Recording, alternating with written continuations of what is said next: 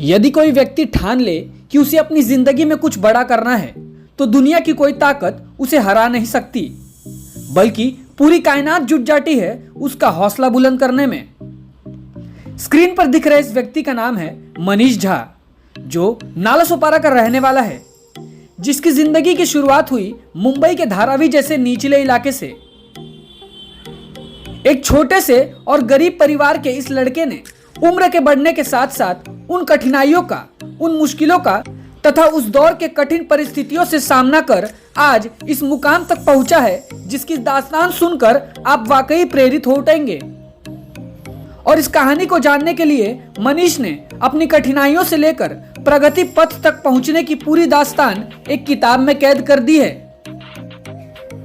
तस्वीरें विरार पूर्व के विवा कॉलेज की है, जहां पर आज मनीष ने अपनी इस किताब, जिसका नाम the view from where I stand है, इसका विमोचन किया। इस पुस्तक का विमोचन युवा विधायक क्षितिज ठाकुर द्वारा किया गया। मनीष ने बताया कि कोई व्यक्ति अपनी निजी जिंदगी की मुश्किलों को मात देकर किस तरीके से एक मुकाम तक पहुंच सकता है और हर वह चुनौतियों का सामना कर सकता है तथा कठोर तपस्या कर अंधकार की जिंदगी को प्रकाश की ओर ले जा सकता है, उसका एक जीता जागता उदाहरण इस पुस्तक में दर्शाया गया है। हम बनी बनाई कहानियों को तो हमेशा सुनकर प्रेरित होते हैं, लेकिन यदि कोई हमारे इर्द गिर्द के ही महानुभावों की सच्ची दास्तान सुने और आभास करे तो युवाओं को वाकई आने वाले समय में इस पुस्तक से अच्छी प्रेरणा मिल सकती है। इस पुस्तक विमोचन कार्यक्रम में बहुजन विकास आघाड़ी के नितिन वागचौड़े, परेश किनी, रवि पिल्लई सहित ओमकार भोत तथा अन्य सदस्य उपस्थित रहे।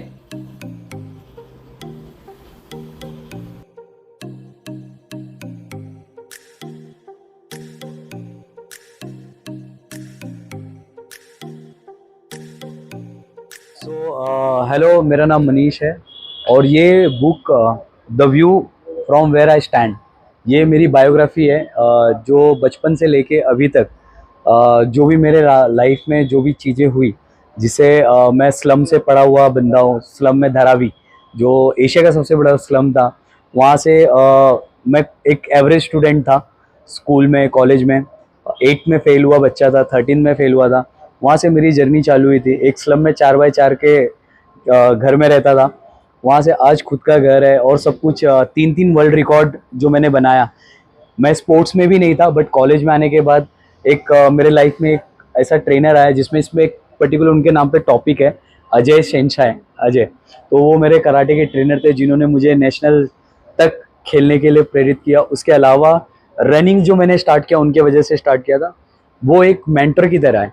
और सबसे बड़ी बात, जो सोसाइटी ने मेरे लिए एक नया रास्ता ढूंढ चुकी थी कि ये रास्ता इसके लिए, उसको मैंने रिजेक्ट किया और अपना खुद का एक वे बनाया।